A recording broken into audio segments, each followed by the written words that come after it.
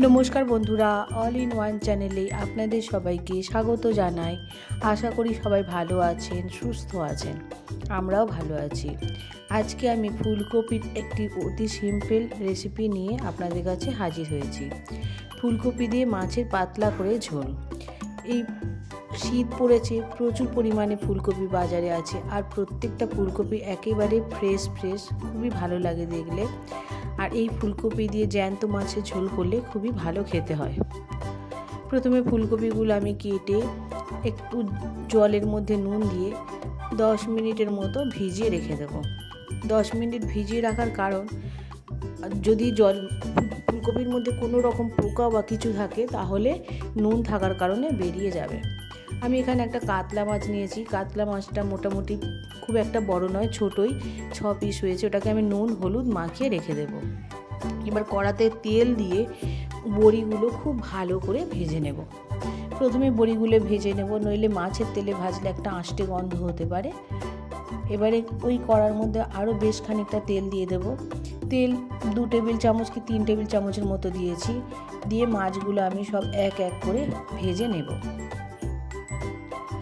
দেখুন, মাছগুলো আমি ভেজে নেব। মাছগুলো বেশ লাল লাল করেই ভেজে নিতে হবে। লাল লাল করে ভেজে নেওয়ার পর আমি মাছগুলো তুলে নেব। দেখুন, মাছগুলো সব ভাজা হয়ে গেছে। এবার ওই কড়াতে যে তেল ছিল ওই তেলের মধ্যে ফুলকপিগুলো আমি ভেজে নেব। আর আলাদা করে কোনো তেল আমি দিইনি। ফুলকপির মধ্যে আমি যখন নুন হলুদ মাখিয়েছিলাম তখন ওতে সামান্য চিনিও মাখিয়েছিলাম, যার কারণে ফুলকপি তেল অল্প লাগবে এবং ভাজা তাড়াতাড়ি হয়ে যাবে। ফুলকপিগুলো ভাজা হয়ে গেছে, আমি নামিয়ে নিয়েছি। এবার কড়ার মধ্যে কিছুটা পরিমাণ তেল দিয়ে দেব।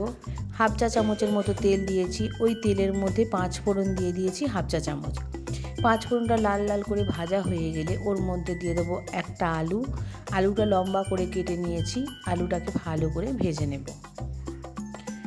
আলুটা একটু লাল লাল করে ভাজা হলে ওর মধ্যে পেঁয়াজ কলি দিয়ে দেবো আমি। পেঁয়াজ কলিটাও একটু লাল লাল করে ভেজে নেব। পেঁয়াজ কলিগুলো ভালো করে ভেজে নেব। একটু ঢাকা চাপা দিয়ে ধিমে আঁচে ভাজতে হবে। আর ধনেপাতার গোড়ার দিকে শক্ত ডাঁটিগুলো আমি দিয়ে দিয়েছি। এইগুলো পেঁয়াজ কলির সঙ্গে ভাজলে সুন্দর একটা স্মেল হবে। আর পাতাগুলো পরে আমি দেব। দেখুন, কলি, আলু, ধনেপাতা সব ভাজা হয়ে গেছে। এই সময় আমি কিছুটা পরিমাণ কাঁচা লঙ্কা দিয়ে দিচ্ছি। ভেজে রাখা ফুলকপিগুলো এবার এর মধ্যে দিয়ে দেব। এবার লবণ দিয়ে দেবো 1/2 চা চামচ, হলুদ গুঁড়ো দিয়ে দেবো 1/2 চা চামচ, লঙ্কা গুঁড়ো আপনারা আপনাদের পরিমাণ মতো দিতে পারেন, জিরে গুঁড়ো ও ধনে গুঁড়ো সব 1/2 চা চামচ করে দিয়ে দেবো। টমেটো দিয়ে দেবো একটা, দিয়ে খুব ভালো করে নাড়াচাড়া করে নেব। এই কষানোর সময় বড়িগুলোও আমি দিয়ে দেব। বড়িগুলো দিয়েও ভালো করে মশলার সঙ্গে কষিয়ে নিতে হবে। এই সময় সামান্য পরিমাণ জল দিয়ে কষালে মশলাটা ভালো কষানো হবে।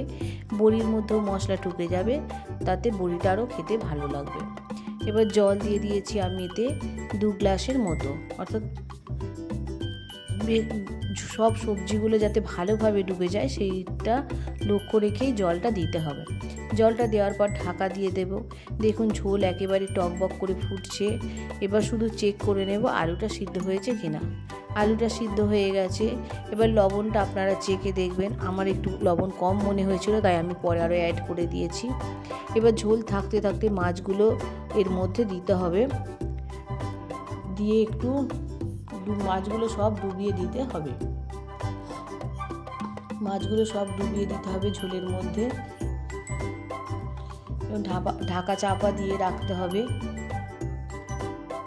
ঝোলটা দেখুন খুব টকবক করে ফুটতে শুরু করেছে, ফুটছে। এবার এর মধ্যে ধনে পাতাগুলো আমি দিয়ে দেব। ধনে পাতাটা দিয়েও কিছুক্ষণ অপেক্ষা করার পর নামিয়ে নেব। দেখুন, ঝোল হয়ে গেছে। এই রকম ঝোল গরম ভাতের সাথে শীতকালে খেতে ভীষণ ভালো লাগে। সবাই ভালো থাকবেন।